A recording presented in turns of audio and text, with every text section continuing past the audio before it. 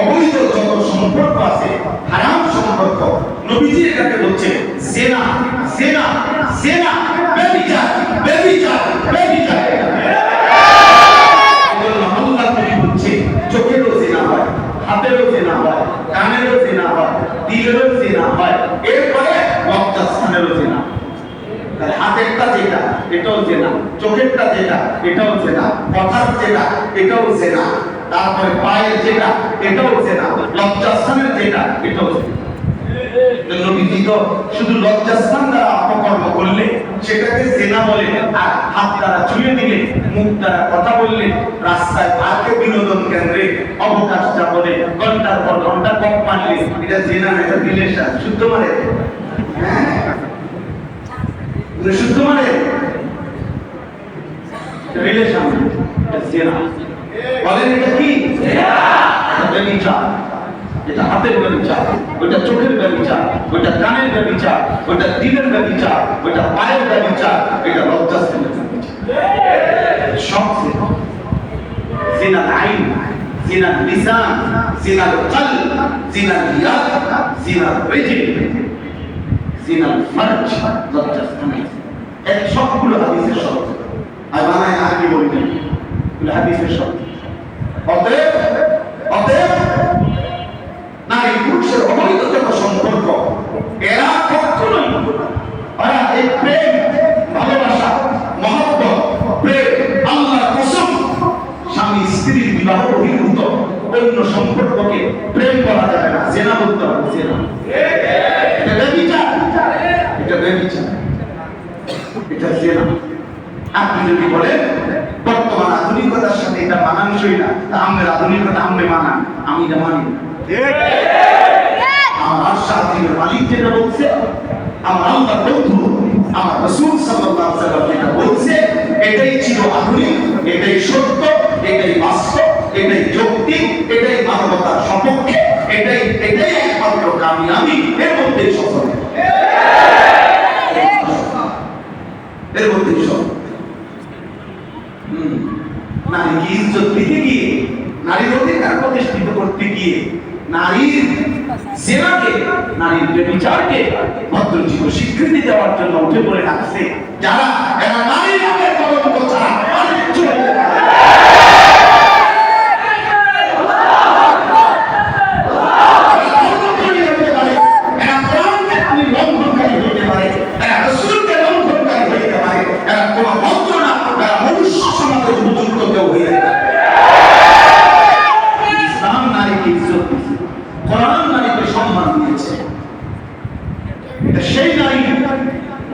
আমরা বলতে করছি কিতাবে ইসলাম পূর্ব যুগে, আমি নিজে পড়ছি, ইসলাম পূর্ব যুগে পৃথিবীতে একটা মতবাদ ছিল। এই মতবাদের স্লোগান ছিল তিন জিনিসে সবার সমান অধিকার, তিন জিনিসে কেউ কাউকে ধরে রাখা কোনো অধিকার নেই, সবার ব্যবহার করা সমান অধিকার। বিশ্বাস করেন এটা ঐতিহাসিক আরবি কিতাবে আমরা পড়ছি। এক, আগুন, আগুনের সবার সমান অধিকার, আগুন যেখানেই থাকুক সবার। দুই, পানি, সবার সমান অধিকার, খোদার কসম কিতাবে লেখা আছে। তৃতীয় জিনিসটা হলো নারী। বুঝলেন? নারী নারী নারী সবার অধিকার, অর্থাৎ সে নির্দিষ্ট কারো কিছু না, যেখানে যে পাবে সেই তাকে ব্যবহার করবে, এই হলো তার জীবন। যেই সমাজ নারীকে এতটা নিকৃষ্ট অবস্থায় নামায় দিয়েছিল, নারীকে রাস্তার জন্য উপভোগের পণ্য বানায় দিয়েছিল, সেখান থেকে ইসলাম, সেখান থেকে কোরআন, সেখান থেকে আমার রাসূল সাল্লাল্লাহু আলাইহি ওয়াসাল্লাম ইজ্জত দিতে দিতে, সম্মান দিতে দিতে এতটা উচ্চ মর্যাদায় দিয়েছে। শেষ পর্যন্ত নারীকে কোথায় নিয়ে জানেন? নারীকে আল্লাহ রাসূল কোথায় নিয়ে গেছে? আমার পরিষ্কার বক্তব্য, আমরা সবাই বুঝতে এটা, নারীকে আল্লাহ নবী সাল্লাল্লাহু আলাইহি ওয়াসাল্লাম ইজ্জতের চূড়ায় নিতে গিয়ে জান্নাতের উপরে তুলে দিয়েছে। যদি জান্নাত মায়ের পায়ের নিচে হয় তো মা কোথায়? আমার কথা বলেন না, বুঝেন না সহজ হিসাবটা? জান্নাত যদি মার পায়ের নিচে হয় তো মা কোথায়? মা করে না? মার পায়ের নিচে জান্নাত থেকে মা করবে না। ইসলাম নাই কে জান্নাতের উপরে উঠে রেখেছে মর্যাদা। আর ওরা 1450 বছর পরে এসা ওরা নারীকে সম্মান দিবে।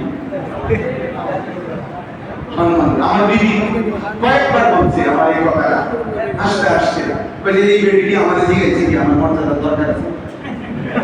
তা আমি যেভাবে বলি তা আমার মতো এরকম আমার বলে যে আমরা 10 লক্ষ পর্দানশীল নারী আমরা একসাথে বলি যে তোমাদের কাছে আমরা 2 পয়সা কোনো মর্যাদা চাই না। তোমাদের এই মর্যাদার নামে তোমরা অধিকারের নামে যা দিতে যাচ্ছ আমরা সেটা ঘৃণা করে প্রত্যাখ্যান করব। ঘৃণা করে আল্লাহ আমাদের মাফ করে দেন।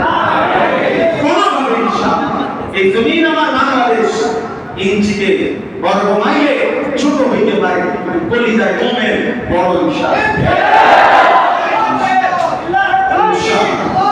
এজন্য নওজোয়ান কোনভাবে কোন আদর্শ হবে না জিহাদি সমাধান, আদর্শ কোনো সমাধান নাই। আদর্শ জিহাদ সমাধান ইনশাআল্লাহ বিজয় ইসলামের হবে।